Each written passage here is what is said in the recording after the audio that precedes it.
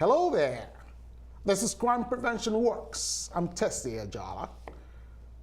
On Crime Prevention Works, we believe that crime prevention should be a collective act of responsibility, everyone's business. It takes a village, people. It takes you and I to keep us safe. It takes a willingness to work collaboratively with law enforcement to keep America safe. I have been producing Crime Prevention Works on public access television since 2004, and we've designed the show to utilize television to showcase community crime prevention professionals and law enforcement agencies, all in an attempt to create more awareness, prevent crime, and to keep our communities safer than before. We preach prevention instead of reaction on this show. This is because an ounce of prevention, you got it, is worth a pound of cure. Gang prevention is this episode of Crime Prevention Works. According to Wikipedia again, and I quote, gang activities began in the United States around 1783 in the East Coast, following the American Revolution. It is also attributed to the migration of rural populations to urban areas. Remember the 40 Thieves?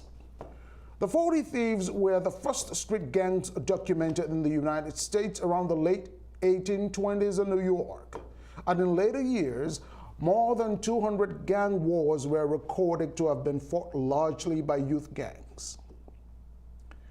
Later on in Washington, D.C., the Murder Bay Gang took control of the Federal Triangle.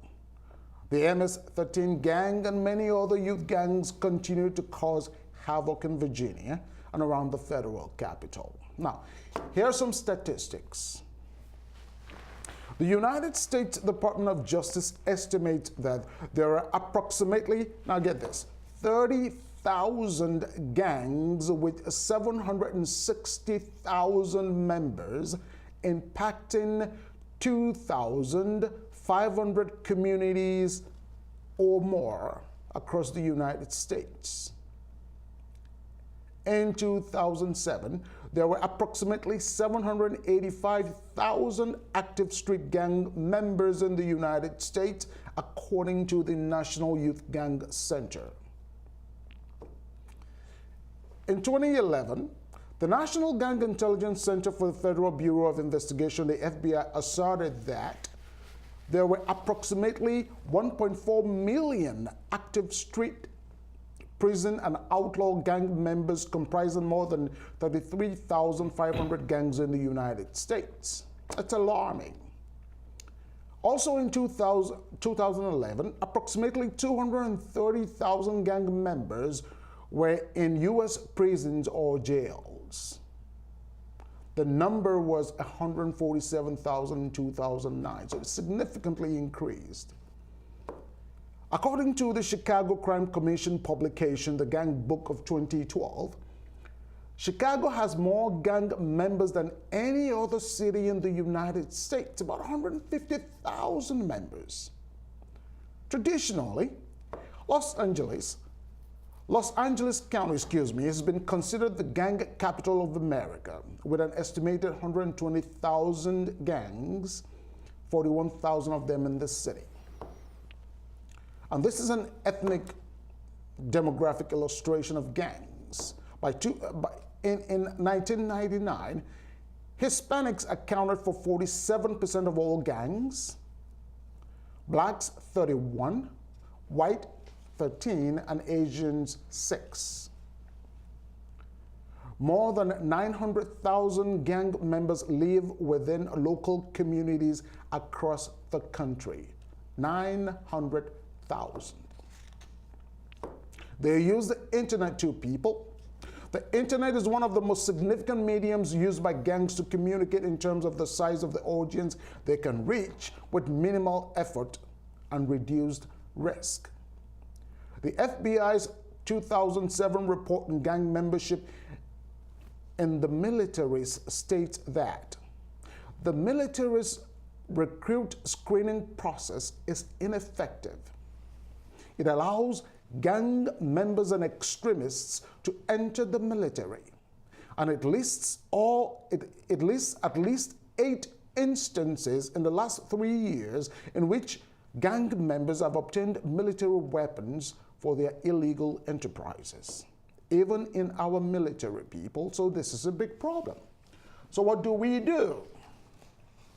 Our guest will shed some light on prevention from a local perspective.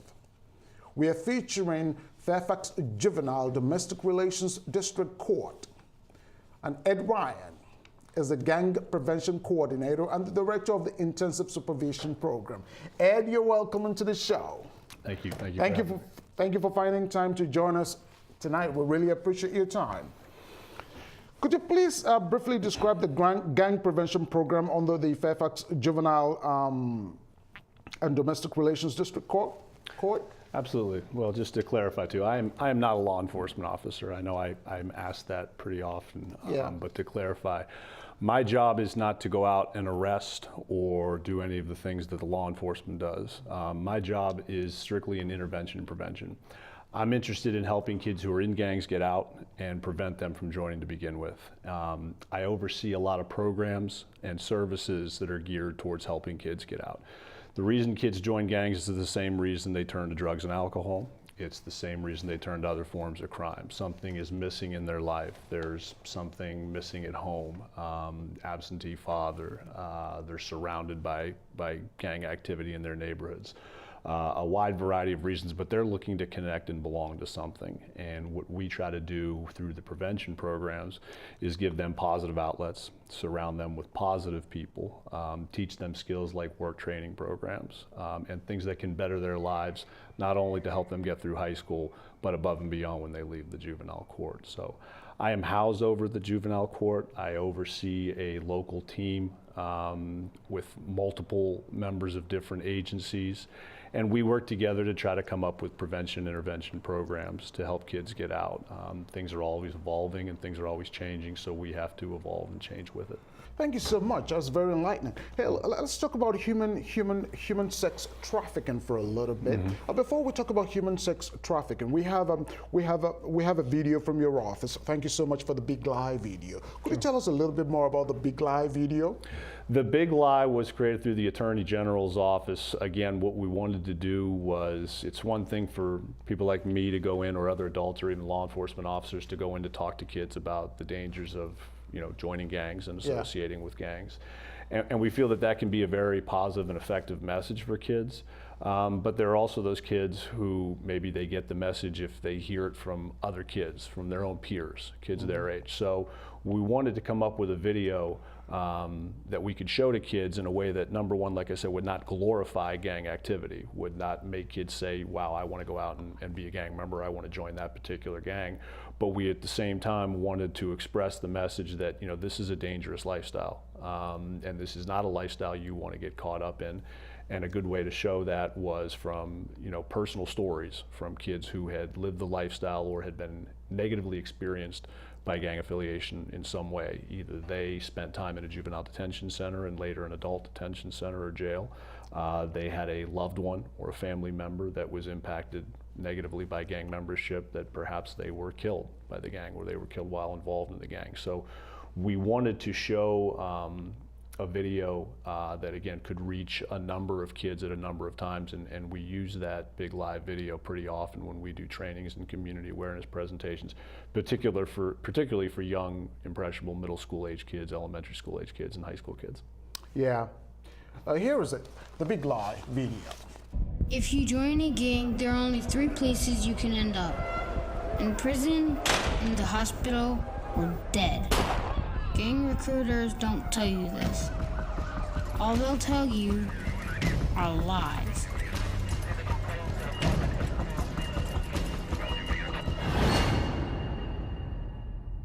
This is a bad world.